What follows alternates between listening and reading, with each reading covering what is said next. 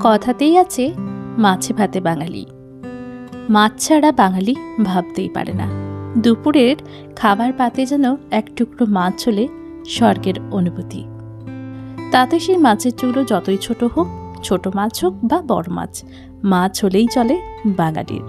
আর তাই আজ নিয়ে এসেছি মাছের একটা ভিন্ন স্বাদের রেসিপি।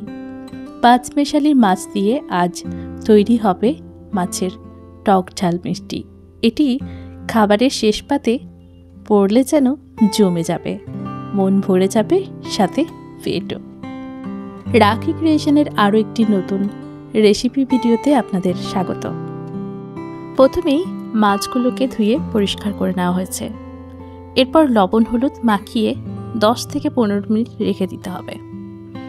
ভাজার জন্য সর্ষের তেল গরম করতে হবে। সর্ষের তেল গরম হওয়ার আগে জরুরি কড়াইটাকে গরম করা।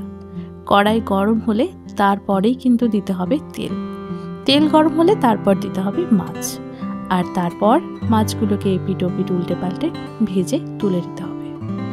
কড়াই গরম করে তারপর তেল দিলে মাছ কিন্তু কড়াইয়ের মধ্যে ধরে যায় না। প্রথমবার মাছ খানিকটা ভেজে তুলে রাখলাম, তারপর পরবর্তী ব্যাচগুলো ভাজার জন্য আবারও খানিকটা মাছ দিয়ে দিলাম।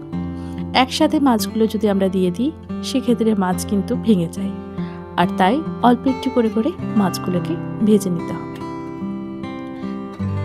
আবারও আমরা উল্টে পাল্টে মাছটাকে ভেজে নিচ্ছি। ভাজা হয়ে গেলে মাছগুলোকে আমরা তুলে নেব।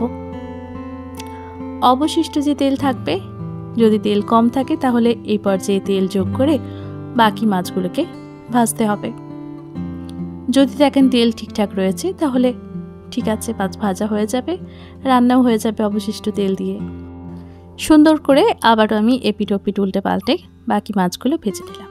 সমস্ত মাছ ভাজা হয়ে গেলে আরও খানিকটা তেল যোগ করে নিলাম কড়াইয়ের মধ্যে। এবার দিলাম শুকনো লঙ্কা, 5 ফোড়ন। ফোড়নটাকে নাড়াচাড়া করে সুন্দর যখন একটা মিষ্টি গন্ধ বেরোবে তখন দিয়ে দিতে হবে একটুখানি টমেটো কুচো। আমি এখানে 2 বড় বড় সাইজের টমেটোর ব্যবহার করেছিলাম। একটুখানি তেলের মধ্যে নাড়াচাড়া করে নিলাম, তারপর দিয়ে দিলাম লবণ, আর দিতে হবে হলুদ। লবণ হলুদ দেওয়ার ফলে সুন্দর একটা কালার চলে আসবে, আর লবণ দেওয়ার ফলে টমেটোটা খুব তাড়াতাড়ি নরম হয়ে যাবে। একটুখানি নাড়াচাড়া করতে থাকবো। কিছুক্ষণ পর দেখা যাবে টমেটো একদম গলে গেছে। কিছুক্ষণের মধ্যেই এটা কিন্তু এই অবস্থায় চলে আসবে। দিয়ে দিতে হবে তখন খানিকটা ভিজিয়ে রাখা তেঁতুলের কাঁধ। তেঁতুলটাকে ধুয়ে খুব ভালো করে জলটাকে আমরা ব্যবহার করব। এখন ভালোভাবে অপেক্ষা, নাড়াচাড়া করে নিয়ে ফুটে যাওয়ার পর্যন্ত সুন্দর করে ফুটিয়ে নিতে হবে। আর দিয়ে দিলাম ঝালের জন্য লঙ্কার গুঁড়ো, মিষ্টির জন্য গুড়। যেহেতু এটা মাছের টক ঝাল মিষ্টি, তাই টক ঝাল মিষ্টি তিনটেই কিন্তু ব্যবহার করা হয়ে গেছে। সুন্দর করে ফুটতে শুরু করেছে। এখন আমরা ভেজে তুলে রাখা যে মাছটা ছিল সেটাকেই দিয়ে দিচ্ছি। এই যে ঝোলটা রয়েছে, এই ঝোলটা কিন্তু শেষ পর্যন্ত এতটা ঝোল থাকবে না। মাছগুলো দেওয়ার পর খুন্তার সাহায্যে ভালোভাবে ডুবিয়ে নিতে হবে। দেখুন কালারটা কি সুন্দর এসেছে, দেখেই মনে হচ্ছে যেন খেয়ে ফেলি। আর এমন একটা রেসিপি যদি ভাতের শেষ পাতে থাকে, কখন যে প্লেট পরিষ্কার হয়ে যাবে বুঝতেও পারবেন না। যাই হোক, মাছগুলো ভালো করে ফুটে গেছে ঝোলের সাথে।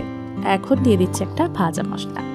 এই ভাজা মশলাটা কিন্তু শুধুমাত্র টক রান্নাতেই ব্যবহার হয়, যার মধ্যে থাকে জিরে, সামান্য পরিমাণে মৌরি, থাকে ধনে, শুকনো লঙ্কা, মেথি, সর্ষে, জোয়ান, একটুখানি মেথি পাতা। সমস্ত কিছু ড্রাই রোস্ট করে গুঁড়ো করে তারপর তৈরি হয় এই স্পেশাল টকের মশলাটা। এখন সেই মশলাই 1 চামচ ব্যবহার করা হলো। মশলা দেওয়ার পর ভালোভাবে ফুটিয়ে নিতে হবে, এতে গোটা রান্নাটার মধ্যে মশলার গন্ধটা থেকে যাবে। এই যে টকের ঝোলটা রয়েছে কিছুক্ষণ পর আরও খানিকটা ঘন হয়ে যাবে। ব্যাস তৈরি হয়ে গেল আমাদের পাঁচমেশালি মাছের টক ঝাল মিষ্টি। কেমন লাগলো রেসিপি কমেন্ট করে জানাবেন। ভালো লাগলে লাইক, কমেন্ট, শেয়ার করে পাশে থাকবেন। ভিডিওটি শেষ পর্যন্ত দেখার জন্য অনেক অনেক ধন্যবাদ।